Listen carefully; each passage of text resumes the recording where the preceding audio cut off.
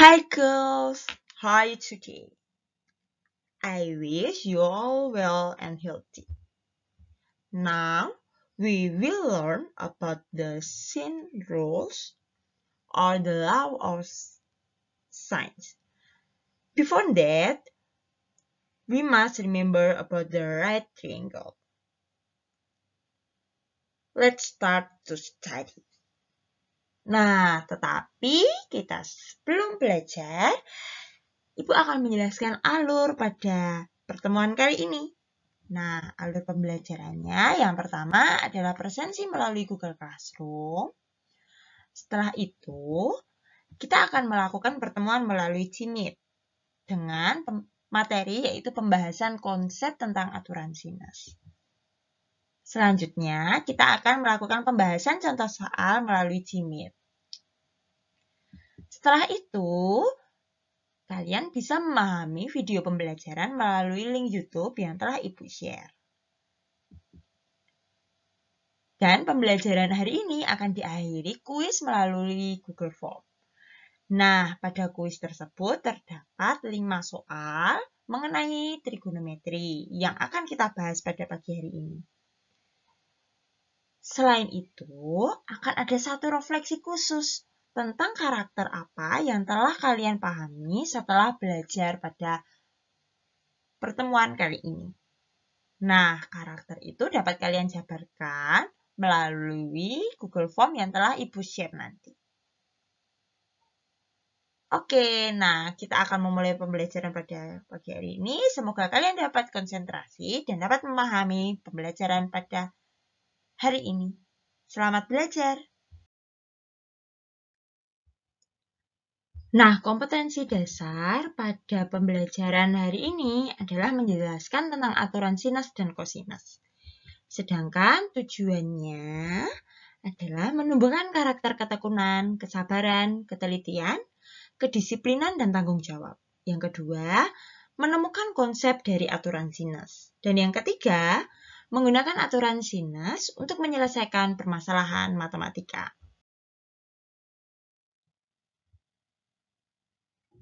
Sebelum masuk ke permasalahannya, ada beberapa pertanyaan yang harus kita jawab. Apa sih sebenarnya aturan sinus itu? Dan di pertemuan selanjutnya, segitiga apa saja yang sudah kita pelajari?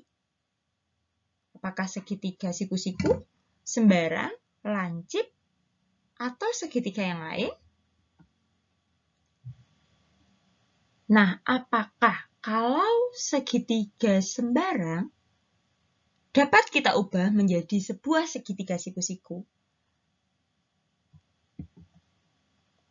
Jika bisa, bagaimana cara untuk mengubah segitiga sembarang menjadi segitiga siku-siku? Dan bagaimana cara menentukan tinggi sebuah segitiga sembarang? Untuk mengetahui jawabannya, mari kita lihat ulasan berikut ini.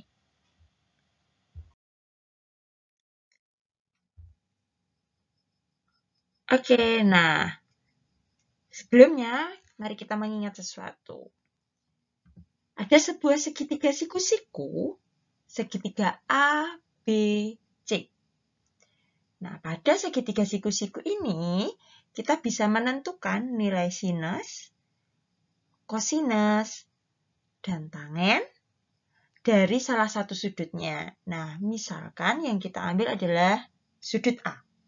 Maka, nilai sinus A, seperti yang kita pelajari kemarin, sin itu adalah depan dibagi miring, atau sisi di depan sudut A dibagi dengan sisi miringnya. Sinus A equals opposite and hypotenuse. Nah, sisi depan dibagi dengan sisi miring, di mana sisi depannya adalah sisi BC dan sisi miringnya adalah sisi AC. Kemudian, untuk nilai kosinus A bisa dicari dari sisi samping dibagi dengan sisi miring, atau sisi sampingnya dari sudut A adalah sisi AB dan sisi miringnya adalah sisi AC. Kemudian untuk nilai tangennya adalah tan desa. Sisi di depan sudut dibagi dengan sisi di samping sudut. Sehingga diperoleh BC dibagi AB. Nah, 3 nilai ini wajib diingat untuk langkah-langkah kita selanjutnya pada pertemuan kali ini.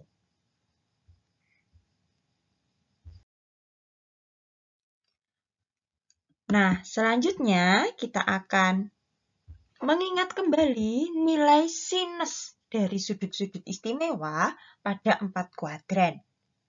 Nah, Ibu sediakan sebuah tabel nilai sudutnya, nilai sudut istimewa pada 4 kuadran.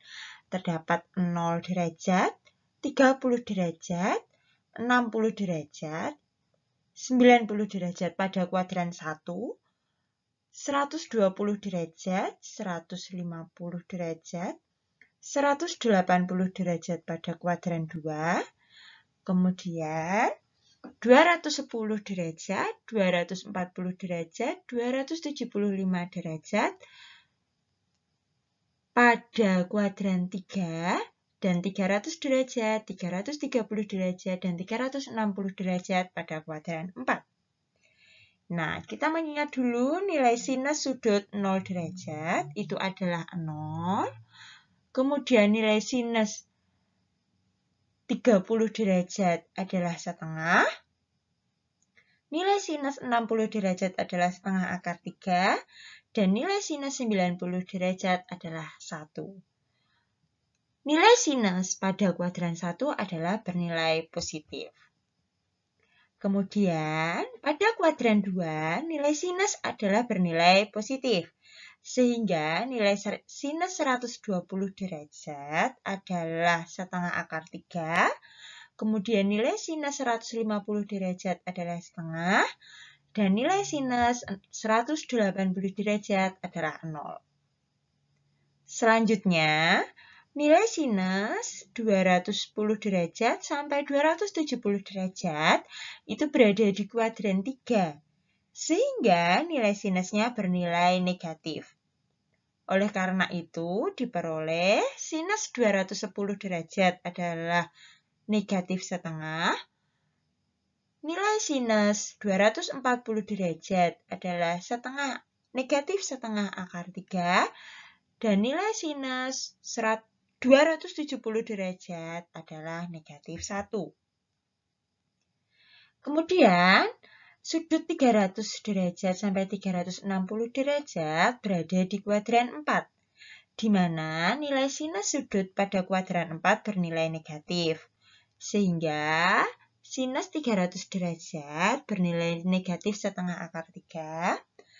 Nilai sinus 330 derajat bernilai negatif setengah.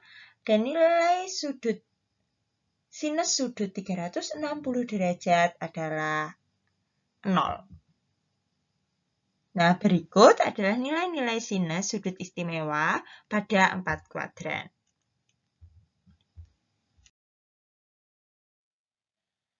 Nah, sebelum masuk ke materi hari ini, Ibu ingin memberikan sebuah ilustrasi singkat tentang pembelajaran hari ini.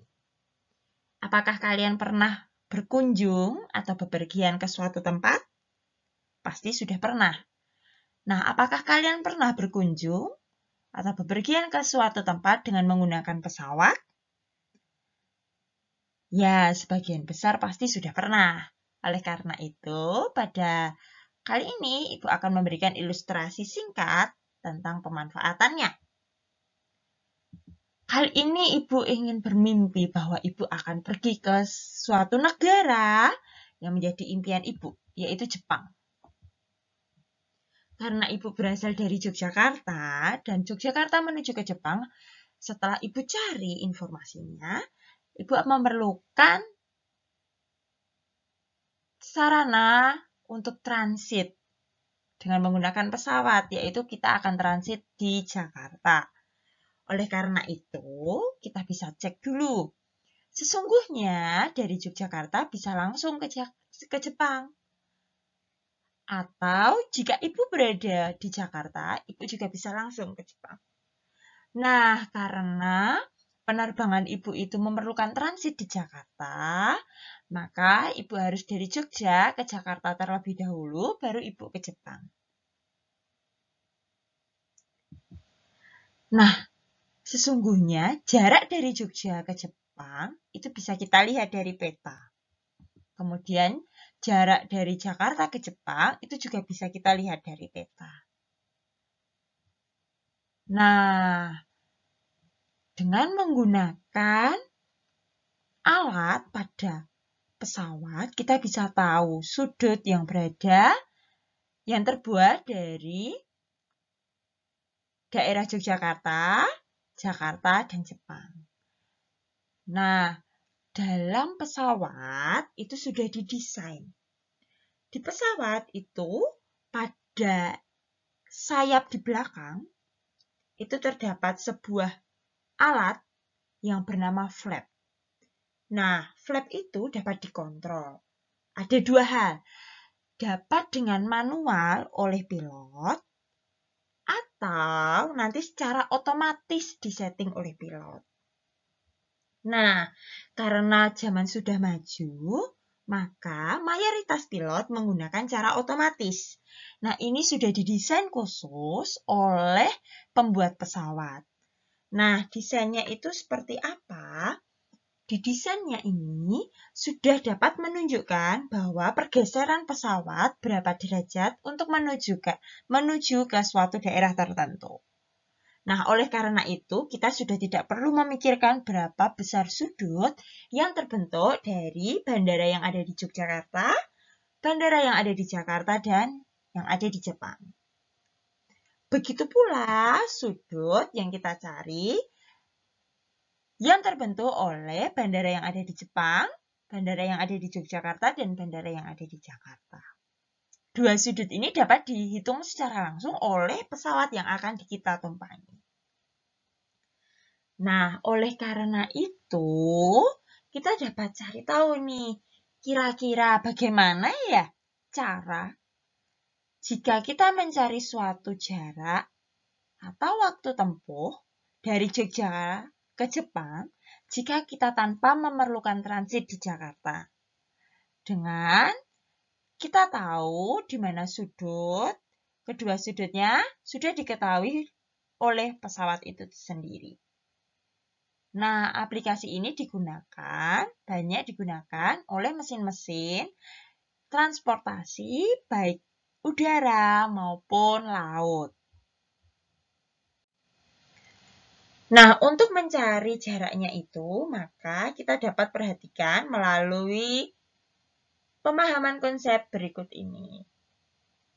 Mari kita saksikan.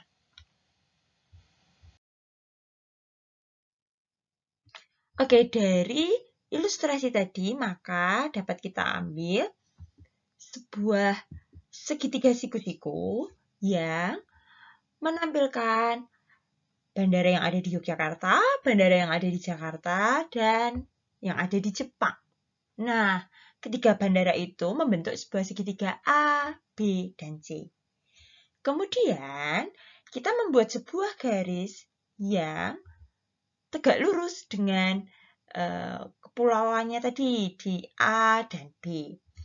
Nah, garis itu adalah garis CD yang akan membuat segitiga sembarang ABC menjadi dua buah segitiga siku-siku, yaitu segitiga ACD dan segitiga BCD.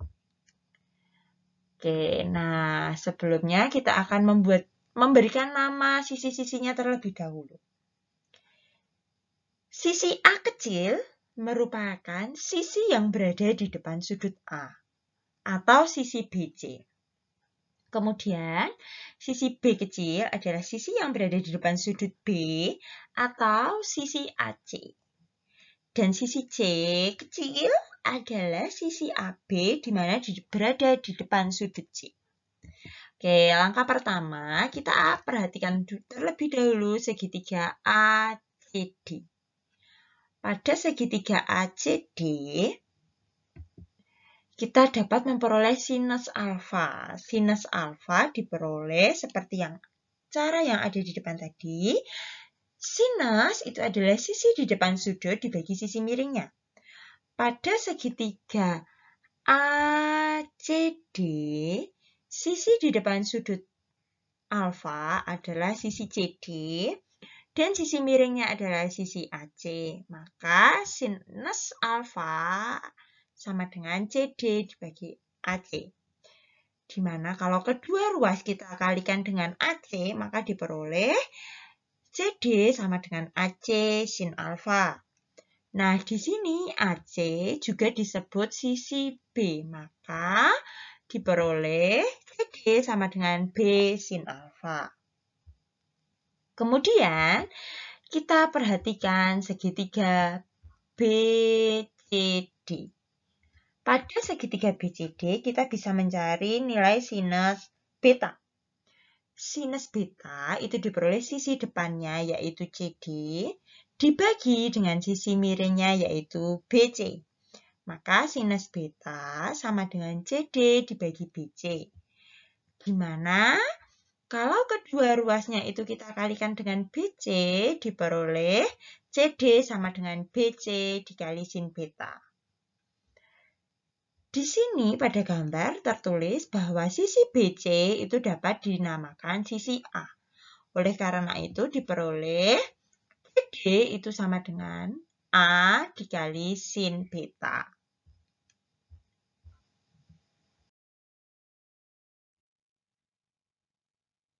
Nah, karena tadi kita sudah menemukan dua persamaan, ada CD, kita peroleh dari segitiga ACD, di mana hasilnya adalah B sin alfa, dan CD dapat diperoleh dari segitiga BCD dengan cara A sin beta, maka kita dapat samakan kedua persamaan tersebut, sehingga diperoleh CD sama dengan CD, di mana CD yang pertama adalah B sin alfa, dan CD yang kedua adalah A sin beta, sehingga diperoleh B sin alfa sama dengan A sin beta. Jika kedua ruas itu dibagi dengan sin alfa sin beta, maka ruas kiri itu B sin alfa, dibagi dengan sin alfa sin beta, maka sinus alfanya bisa kita sederhanakan, sehingga diperoleh B sin beta.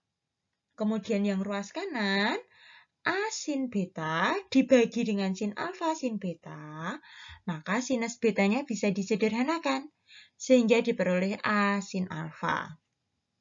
Jadi, kita mendapatkan persamaan yang pertama, yaitu B per sin beta sama dengan A per sin alfa. Nah, tadi kita sudah membagi segitiga sembarang menjadi dua buah segitiga siku-siku dengan titik pojoknya adalah titik C. Sekarang kita ganti jika yang dibagi adalah sisi BC. Maka segitiga siku-sikunya berasal dari titik A dengan garis bagi pada sisi BC. Sehingga diperoleh dua buah segitiga siku-siku, yaitu segitiga ABE dan segitiga ACE. Nah, dari segitiga ABE dan segitiga ACE, kita gunakan persamaan baru lagi. Untuk yang pertama, kita gunakan segitiga ABE terlebih dahulu.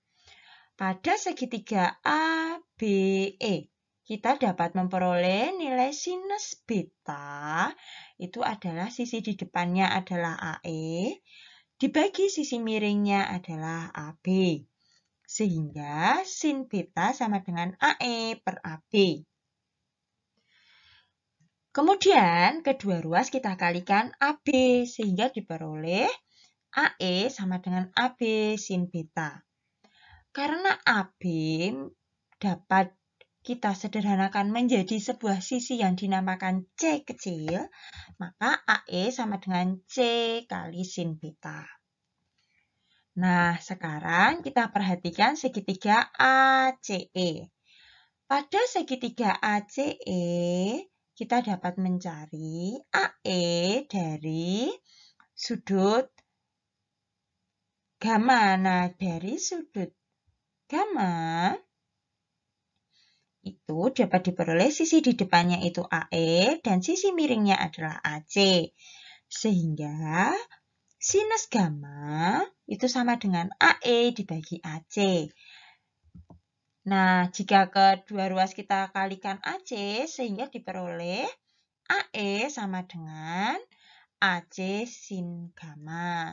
Karena AC itu dapat disederhanakan menjadi sisi B, maka kita peroleh AE sama dengan B sin gamma.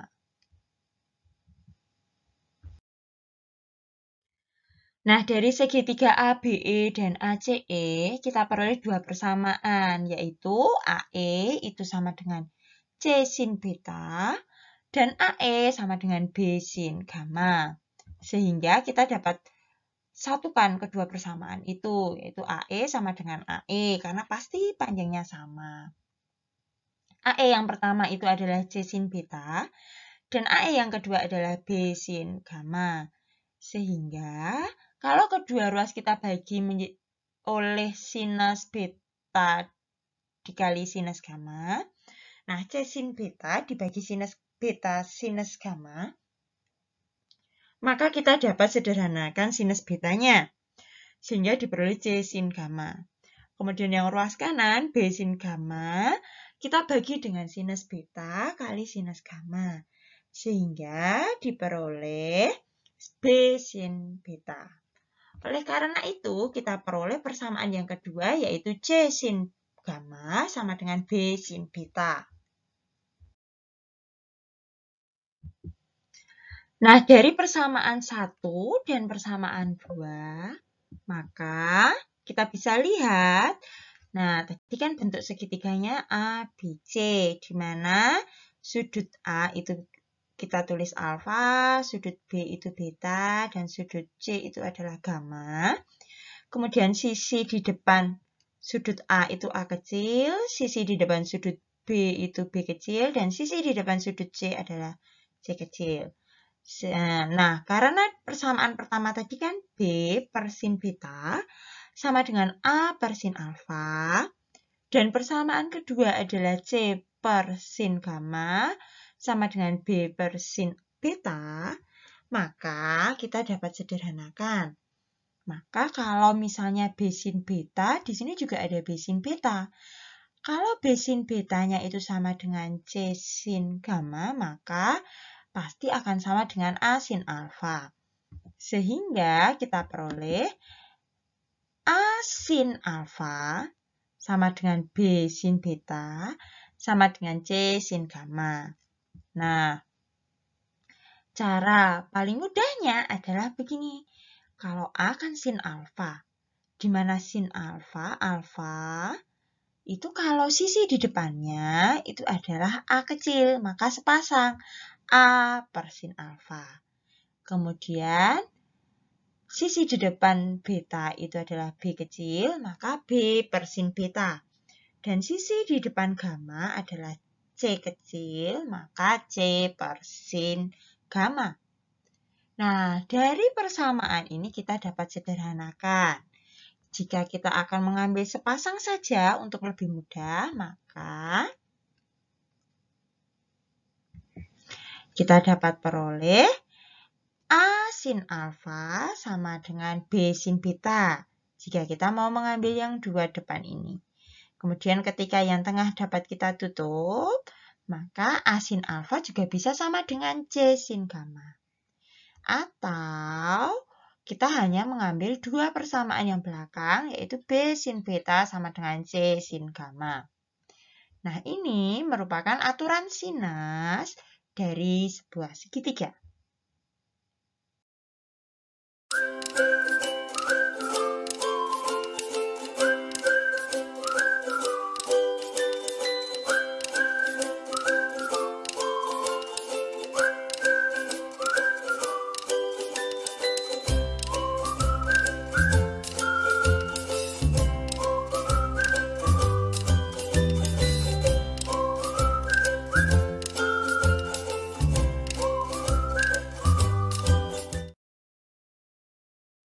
Nah, setelah kita memahami konsep tadi, maka sekarang kita akan berlatih tentang materi-materi aturan sinus.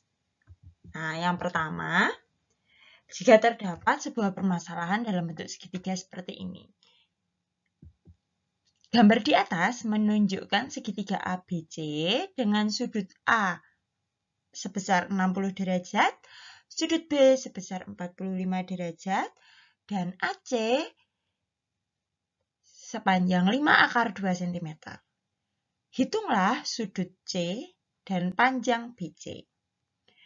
Nah, langkah yang pertama yang harus kita lakukan adalah menentukan apa saja yang diketahui dari permasalahan tersebut. Nah, yang diketahui adalah yang pertama, panjang AC, atau karena AC itu berada di depan sudut B, maka kita tulis B kecil sama dengan 5/2.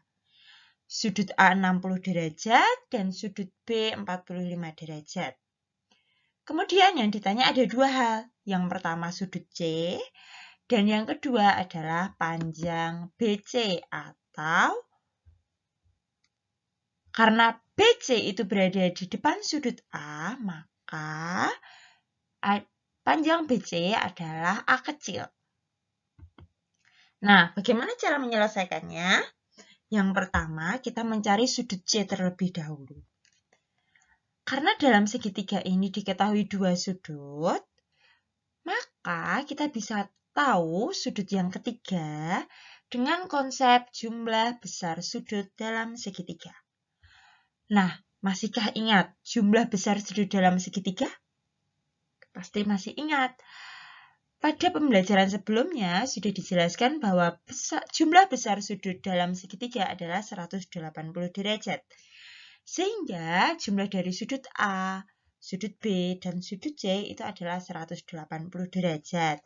Sehingga sudut C dapat diperoleh dari 180 derajat dikurangi dengan sudut A dan sudut B. Sehingga diperoleh sudut C adalah 75 derajat. Kemudian yang B, kita mencari panjang BC. Nah, karena yang diketahui adalah sudut B dan panjang B yang ada di depan sudut B. Kemudian diketahui lagi sudut A dan yang ditanyakan adalah sisi yang berada di depan sudut A, maka kita menggunakan persamaan A dan B. Dengan A per sinus 60 derajat sama dengan B per sinus 45 derajat. Karena nilai B sudah diketahui, maka kita tinggal substitusikan saja. A per nilai sinus 60 derajat itu adalah setengah akar 3, sama dengan B itu adalah 5/2, per sinus 45 derajat adalah setengah akar 2. Maka diperoleh A per setengah akar 3 sama dengan 5/2 per setengah akar 2. Sehingga jika kita kalikan, maka diperoleh A sama dengan 5/3. Jadi, besar sudut C adalah 75 derajat dan panjang BC adalah 5/3 cm. Nah, contoh soal yang kedua. Diketahui segitiga ABC dengan panjang AB 7 cm, panjang AC 14 cm, dan sudut C 30 derajat. Tentukan besar sudut A. Nah, untuk menyelesaikan ini, maka kita gambar terlebih dahulu untuk mempermudah penyelesaiannya. Kita gambar segitiga ABC, kemudian dengan AC itu 14 cm, AB 7 dan sudut C 30 derajat. Yang ditanyakan adalah sudut A. Sehingga kita tulis terlebih dahulu. Nah, kalau sudut C itu sisi yang ada di depannya adalah sisi AB, kebetulan yang diketahui adalah sisi AC. Sisi AC itu adalah pasangannya sudut B.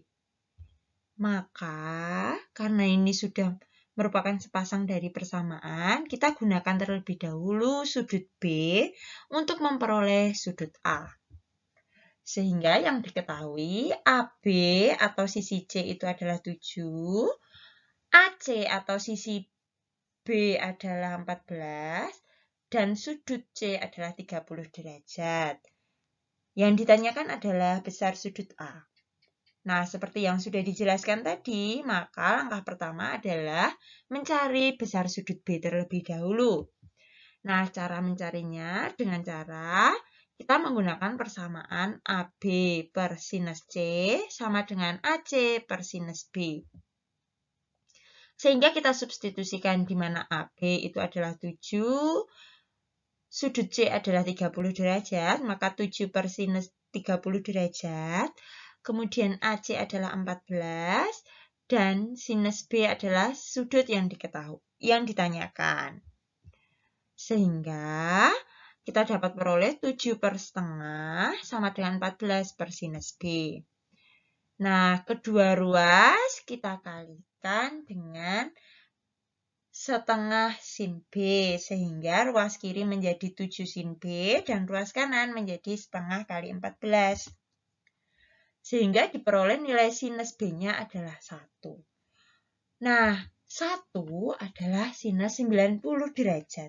Maka diperoleh sudut B-nya adalah 90 derajat.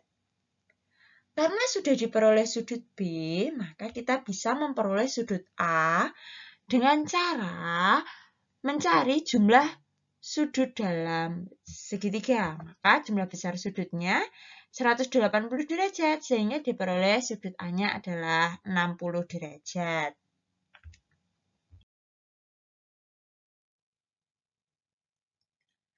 Contoh soal berikutnya.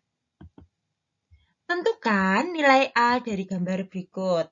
Nah, ada segitiga ABC dengan sudut A dan sudut B diketahui.